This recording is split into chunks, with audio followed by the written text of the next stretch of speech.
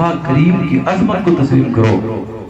دنیا میں بھی تمہارے لیے ضروری ہے, قبر میں بھی تمہارے لیے ضروری ہے, اور حشر میں بھی تمہارے لیے ضروری ہے.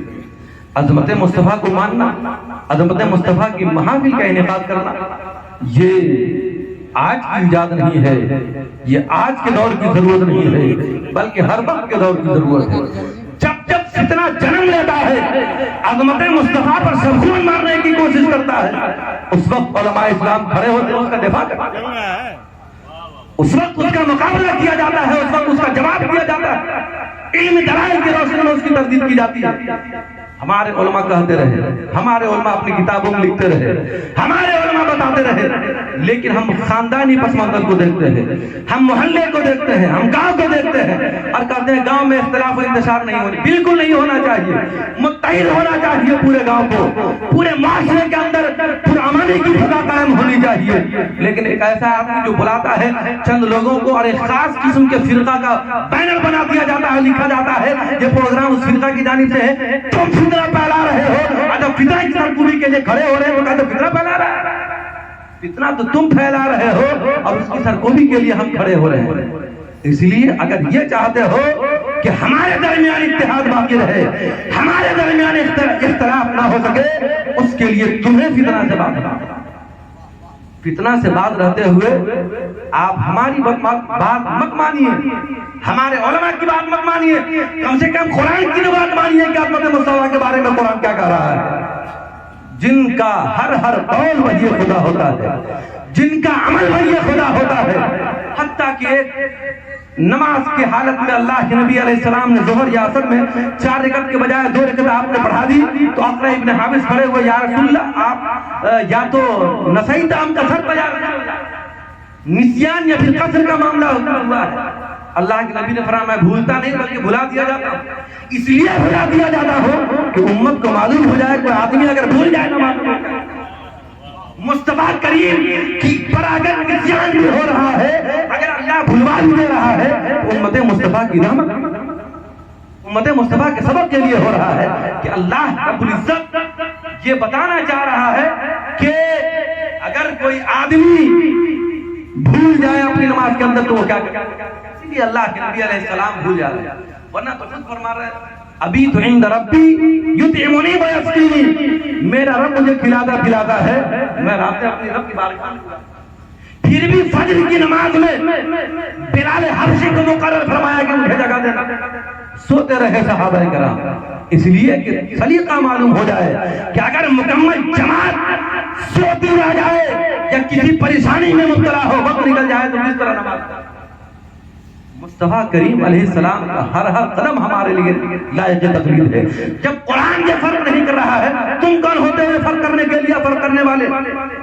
اسی لیے یہ ماننا ہوگا کہ اگر ہماری بنائی ہوئی چیز بیدار ہوتی ہے جبکہ ہم کتابدار ہیں, تو جو اللہ کا انتخاب ہے, اور انتخاب بھی ایسا کہ لوگوں کے درمیان چھوڑ دے رہا ہے اللہ کہ ان کی تم تقلید کرو, ان کی تم پیروی کرو, ان کے بارے میں ایسا گمان کر دینا کہ اس سے اگر گناہ ہو جائے تو اللہ کے عذاب سے بچ نہیں سکتا. لکھنے والا بھی گمراہ ہے اور جو اس کو صحیح مانتا ہے وہ بھی راہ مستقیم سے ہٹا. عظمت مصطفیٰ پر ہر دور میں سب خون مارنے کی کوشش کی گئی, اس پر حملہ کرنے کی کوشش کی گئی, لیکن ہر دور میں علماء اسلام اٹھتے رہے اور اپنے عوام کو بتاتے رہے. ایک اخیر بات اور سن لیجئے, بس اخیر بات. ایسے معاملات کے اندر ہمارا خاندان ہے, ہمارا گھر ہے, ہمارا معاشرہ, ہمارا محلہ ہے, کوئی اپدر مچاتا ہے, ہم اس کا جواب نہیں دیتے. نہیں, آپ کو جواب دینا ہوگا. واقعات سنتے ہیں نا, حضرت ابو بکر ہے, ان کا بیٹا ہے, اگر تم میدان جنگ میں ہمارے ساتھ آپ میدان جنگ میں میرے تلوار کے نیچے آ گئے لیکن میں آپ نے چھوڑ دیا, اس لیے باپ بیٹے کا رشتہ تھا. ابو بکر نے کہا کہ اگر تم میرے سامنے آئے تو میں تیری گردن اڑا دوں گا, نہیں دیکھتا کہ تم میرا بیٹا ہے. اس لیے کہ اگر ہم بک گئے ہیں مصطفیٰ کریم کے بارگاہ میں, مصطفیٰ کریم کے بازار میں بک گئے ہیں, تو ہمارے رشتے کی بھی کوئی حقیقت نہیں ہے, محلے کی بھی کوئی حقیقت نہیں ہے, معاشرے کی بھی حقیقت. اگر مصطفیٰ کریم کی بات آئے گی خدا کی قسم تو کسی کی کوئی حقیقت نہیں. باپ بھی ہوگا تو اس کو ٹھوکر مارتے ہیں, معاشرہ ہوگا تو ہم اس کو چھوڑ دیں گے, لیکن مصطفیٰ کریم کی عظمت کو کوئی حرف بھی ڈال دینا اس کو گوارا نہیں کرے.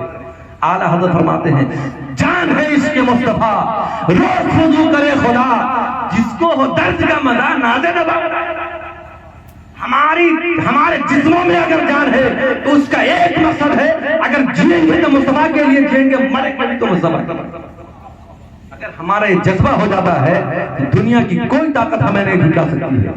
اور یہ مت سوچئے کہ ہمارا زمانہ کیا کر لے گا، اس لیے کہ جو خلاف ہے زمانہ میرا کیا بگاڑ لے گا، میرے ساتھ ہے محمد، میرے ساتھ ہے محمد، ہمارے ساتھ ہے خدائی، ہمارے ساتھ ہے، تو دنیا مخالف ہو کر بھی ہمارا کچھ نہیں بگاڑ۔ میں یہ کہہ رہا تھا کہ بات کہ جب ہم شادی بیاہ کرتے ہیں تو اس کے اندر بھی ضروری طور پہ اس بات کو دیکھیں۔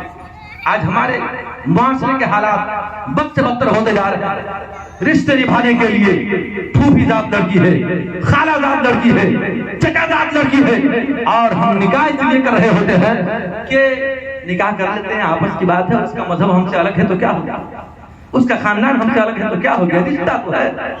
اس رشتے کی کوئی حقیقت نہیں ہے جہاں پر مصطفیٰ کریم کی بات ہے۔ اس لیے کہ آپ یہ مت کہیے کہ اگر بدعقیدہ عورت آ جائے گی تو ہم اس کو سدھار دیں گے۔ تاریخ تو یہ بتا رہی ہے کہ بدعقیدہ عورت آنے کے بعد پوری نسل، ڈاکٹر طاہر حسین بہت بڑا نام ہے اور دنیا اسلام کی قدیم ترین یونیورسٹی جامعہ الازہر کا وائس چانسلر رہ چکا ہے طاہر حسین۔ جب یہ عربی میں گفتگو کرتا تھا تو علماء ازہر اس کے سامنے دنگ رہ جاتے تھے، انگشت بدتا رہ جاتے تھے کہ کیا عربی بول رہا ہے آدمی، کیا عربی جانی ہے۔ جب قرآن کی فصاحت و بلاغت پر گفتگو کرتا تھا تو سننے کے لائق تھا، لیکن اخیر عمر میں